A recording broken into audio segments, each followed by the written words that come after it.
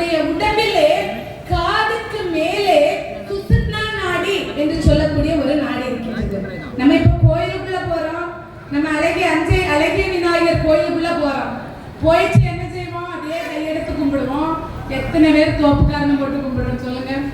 கிடையாது. தோப்பு கரணம் போடுறதுக்கு நம்முடைய உடம்பு இப்போ ஒத்துழைக்கிறது இல்லை.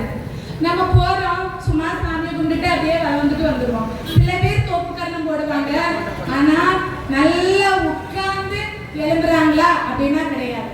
3 தோப்பு கரணம் நம்முடைய விநாயகர் பெருமானுக்கு போட்டா போதும், அவர் ஏற்றுக்கொள்வார்.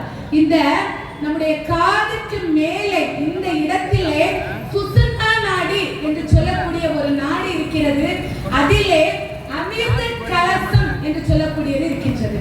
அந்த அமிர்த கலசமானது நாம் விநாயகர் பெருமானுடைய முன்னிலையிலே போய் விநாயகர் பெருமானை வணங்குகின்ற போது, அதாவது நல்ல இறந்து எழும்பணும். தோப்புக்கரணம் சும்மா அதே நின்றுட்டு எழும்பக்கூடாது.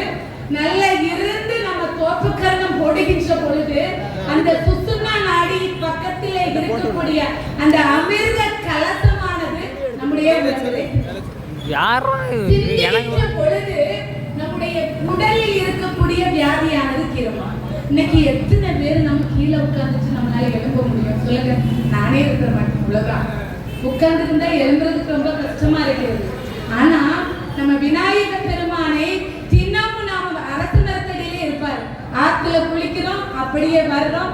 3 தோப்பு கரணம் நல்ல அழகா உட்கார்ந்து எழும்பி நம்ம போட்டோம்னா கண்டிப்பா நம்மளுக்கு உடலில் இருக்கக்கூடிய வியாதியானது குணமாகும். அது மட்டுமல்லாது அந்த அமிர்த கலசம் சிந்துகின்ற பொழுது நம்முடைய சந்ததிகளுக்கு நல்ல ஞானமும் அறிவும் வரும். பிள்ளைங்க நல்லா படிப்பாங்க, நம்ம உடம்புல இருக்க வியாதி போயிடும், நல்ல சுறுசுறுப்பாக இருக்கும். அவ்வளவுக்கு சிறப்புகள் எல்லாம் இருக்கின்றது.